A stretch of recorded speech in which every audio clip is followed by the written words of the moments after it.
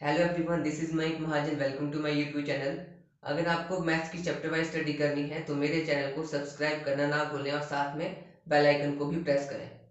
अब बात करते हैं यूनिट फर्स्ट क्लास 8 का रैशनल नंबर, उसका फर्स्ट एक्सरसाइज का फर्स्ट क्वेश्चन। तो हमने प्रीवियस वीडियोस में बात करी थी प्रॉपर्टीज के बारे में कि रैशनल नंबर की कौन कौन सी प्रॉपर्टीज होती है। तो आपको बोला गया है कि using appropriate properties find question. तो आपको क्या बोला गया है, प्रॉपर्टीज का यूज करके आपको इस क्वेश्चन को सॉल्व करना है। ठीक है, तो सबसे पहले हम क्या करेंगे, अब यहाँ पे अगर आप देखोगे यहाँ पास कितनी टर्म्स है, यहाँ पर ये फर्स्ट टर्म हो गई, सेकेंड टर्म हमारे पास, सॉरी ये सेकेंड टर्म होगी और ये हमारे पास होगी थर्ड टर्म। तो हमारे पास फर्स्ट स्टेप क्या होगा, फर्स्ट स्टेप में हमें देखना है कि हमारे पास कौन कौन सी टर्म ऐसी है जिसमें सेम नंबर हो। फॉर एग्जाम्पल यहाँ पे अगर आप देखोगे इस टर्म में 3/5 यहाँ पर भी है और इस टर्म में 3/5 यहाँ पर भी है। तो सबसे पहला काम क्या होगा, जो सेम सेम टर्म्स वाली हमारे पास टर्म होगी उसको हमें सबसे पहले इकट्ठा कर देना है। ठीक है, तो मतलब हम क्या करेंगे, सबसे पहले फर्स्ट टर्म थी -2/3 3/5। ठीक है, इस टर्म को लेके आगे हम आगे 3/5 1/6 और जो लास्ट टर्म बीच वाली जो टर्म बच गई थी उसको सबसे लास्ट में। तो पहला काम क्या करोगे आप, हमारे पास जो सेम सेम टर्म वाली टर्म्स होंगी उनको आप क्या कर दोगे इकट्ठी, और यहाँ पर जो डिफरेंट वाली होगी उसको हमसे सबसे लास्ट में लिख देना है। तो अगर आप देखोगे ये कौन सी प्रॉपर्टी हमने यूज करी, कॉम्यूटेटिव। कॉम्यूटेटिव क्या बोलता था कि अगर हम किसी नंबर्स को प्लस करते हैं a+b या b+a करते हैं तो सेम टर्म आती है। तो मतलब चाहे हम नंबर को ऐसे सॉल्व करें चाहे इनको आगे पीछे लिख लें तो कोई फर्क नहीं पड़ेगा। तो हम क्या लिखेंगे, हमने कौन सी प्रॉपर्टी यूज करी, कॉम्यूटेटिव प्रॉपर्टी। कॉम्यूटेटिव प्रॉपर्टी, ठीक है। तो उसको सॉल्व करने के बाद अब देखो हमारे पास क्या होगा, इन दोनों टर्म में सबसे पहले कॉमन क्या आएगा हमें ये देखना है। तो दोनों में क्या कॉमन आ रहा है, देखो 3/5 दोनों में है। तो पहला काम हमारे पास क्या होगा, हम लिखेंगे टेक 3/5 कॉमन। ठीक है, तो हम क्या करेंगे, फर्स्ट टू टर्म से 3/5 हम ले लेंगे कॉमन। तो हमने 3/5 कॉमन ले लिया। तो 3/5 कॉमन लेने से हमारे पास क्या बन जाएगा, 3/5 हमारे पास कॉमन आ गया। अंदर हमारे पास क्या बचेगा, -2/3, यहाँ पर बच रहा है -2/3। यहाँ से 3/5 कॉमन ले लिया तो यहाँ क्या बचेगा, -1/6। और लास्ट वाले टर्म को हमने लिख दिया एज इट इज। ठीक है, तो हमने सबसे पहले क्या देखा यहाँ पर कि इन दोनों में क्या कॉमन था, तो कॉमन निकाल दिया 3/5 दोनों से, और जो बच गया टर्म उनको अंदर लिख लिया। तो ये कौन सी प्रॉपर्टी हमने यूज करी, डिस्ट्रीब्यूटिव प्रॉपर्टी। तो डिस्ट्रीब्यूटिव प्रॉपर्टी क्या बोलती थी कि a × b अगर हमारे पास ऐसे होगा सी, तो इसको हम कैसे लिख सकते हैं, a b+c। ठीक है ना, तो ये होती थी डिस्ट्रीब्यूटिव प्रॉपर्टी। तो अगर दो टर्म आपस में मल्टीप्लाई में हो तो उसको कॉमन निकाल के हम लिख सकते हैं। तो हमारे पास क्या हुआ, इसमें कौन सी प्रॉपर्टी लगी, अब डिस्ट्रीब्यूटिव प्रॉपर्टी। Distributive property. इसके बाद सॉल्व करते हैं। तो फर्स्ट टर्म लिख ली वैसे ही। अब ब्रैकेट सबसे पहले सॉल्व होता है तो ब्रैकेट में हम देखेंगे, पहले लेंगे एलसीएम। तो 3 और 6 का एलसीएम हमारे पास कितना हो जाएगा, 6।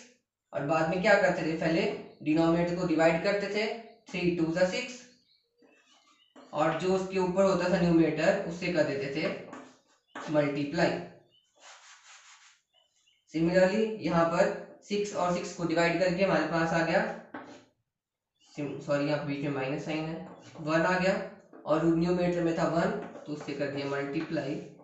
तो ये हो गया, ये टर्म एलसीएम लेके सॉल्व, और लास्ट टर्म को लिख दिया हमने एज इट इज। ठीक है, तो इसको करते हैं।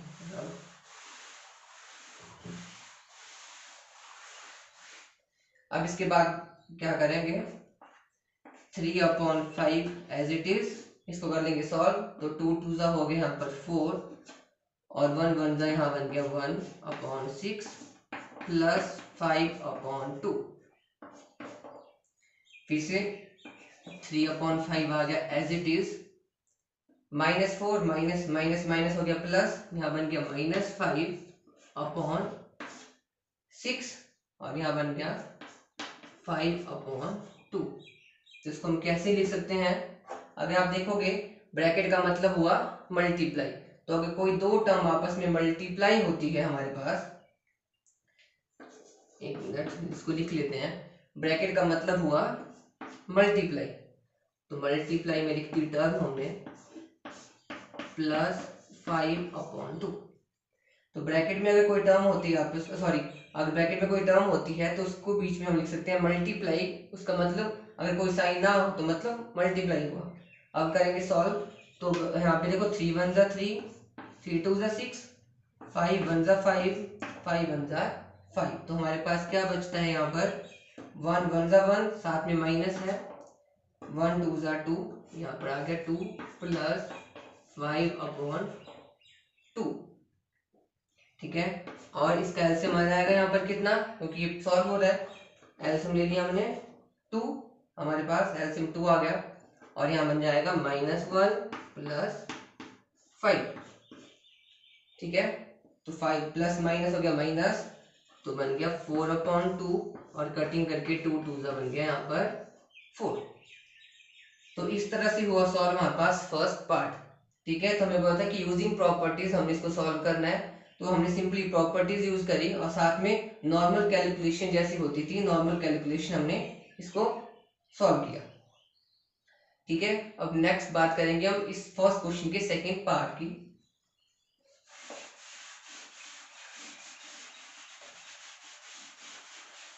जैसे आपने फर्स्ट क्वेश्चन करा, सिमिलरली सेकंड पार्ट भी वैसा ही आपके पास। तो सेकंड पार्ट आपके पास दिया हुआ है 2/5 मल्टीप्लाई -3/7 -1/6 मल्टीप्लाई 3/2 प्लस 1/14 मल्टीप्लाई 2/5। ठीक है, तो आपके पास ये दिया गया है। नेक्स्ट क्वेश्चन सिमिलरली जैसे पिछले क्वेश्चन में हमने किया था, तो हमने क्या देखा था, ऐसी टर्म जिसमें कुछ कॉमन है उसको हमें इकट्ठा करना है। तो यहाँ पर देखो इस टर्म में 2/5 है और इस टर्म में भी 2/5 है। तो पहला काम दोनों को साथ में लिख देना। तो पहले हम क्या कर लेंगे, दोनों को लिख लेंगे साथ में। तो ये बन गया 2/5 -3/7 प्लस 1/14 2/5, दोनों को साथ में लिख दिया और जो थर्ड टर्म थी उसको लिख दिया सबसे लास्ट में। ठीक है, और ये कौन सी प्रॉपर्टी बन गई, फिर से कॉम्यूटेटिव प्रॉपर्टी की। नंबर को हम आगे पीछे लिख सकते हैं प्लस या माइनस में, तो कोई फर्क नहीं पड़ता है। तो आप लिख देंगे यहाँ पर कॉम्यूटेटिव प्रॉपर्टी। ठीक है, कॉम्यूटेटिव प्रॉपर्टी लिख लेंगे। इसके बाद इसको सॉल्व करते हैं। तो फिर से इन दोनों में 2/5 कॉमन है, तो पहला काम क्या होगा, टेकिंग 2/5 कॉमन। तो पहले हम क्या करेंगे, 2/5 को इस टर्म और इस टर्म से निकाल देंगे बाहर। तो 2/5 कॉमन निकल गया,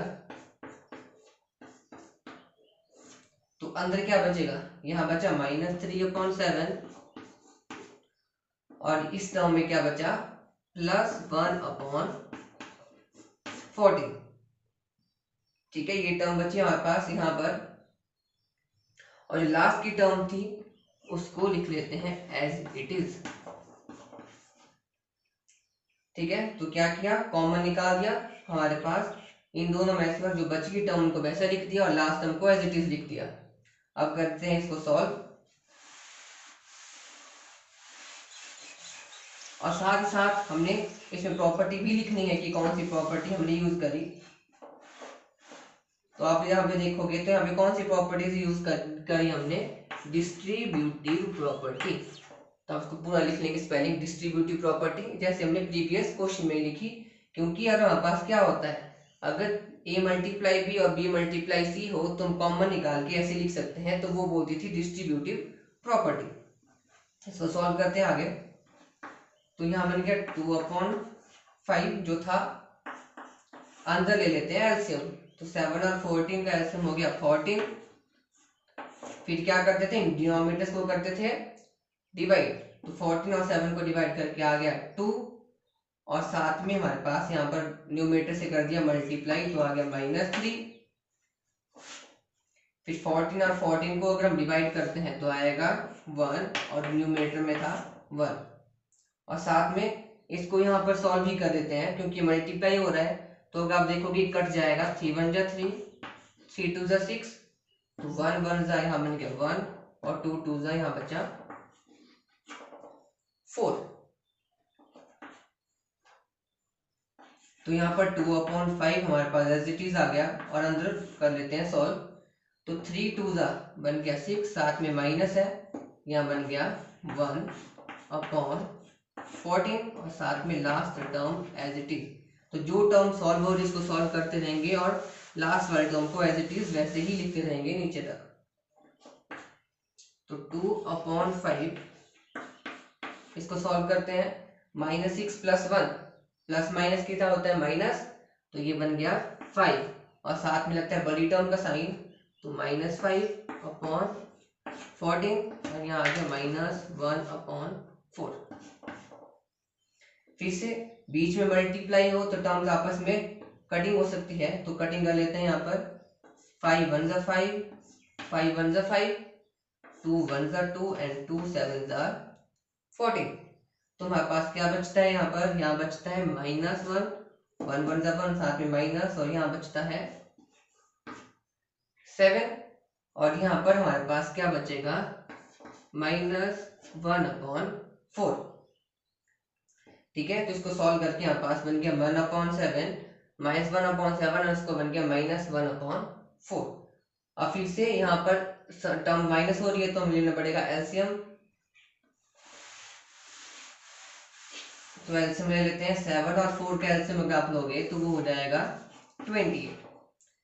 ठीक है, सिमिलरली डिनोमिनेटर को डिवाइड करेंगे, जैसे हम प्लस माइनस करते हैं। तो 7 4 जा हो गया 28, और उसका न्यूमरेटर से कर दिया मल्टीप्लाई, फिर साइन लग गया जो था, फिर 4 और 28 को डिवाइड किया, 4 7 जा 28, और न्यूमरेटर से कर दिया मल्टीप्लाई। तो यहाँ पे क्या बचता है, 4 1 जा 4, मतलब -4, और यहाँ क्या बनता है -7/28, और माइनस माइनस हो गया प्लस, तो 7 + 4 कितना हो जाएगा हमारे पास 11, -11/28। तो यहाँ पे हमारे पास कंप्लीट हुआ फर्स्ट क्वेश्चन। बाकी क्वेश्चन हम नेक्स्ट वीडियो में करेंगे। तो अगर आपको इस चैप्टर से रिलेटेड या क्वेश्चन से रिलेटेड कुछ क्वेरीज है तो आप कमेंट बॉक्स में कमेंट कर सकते हैं।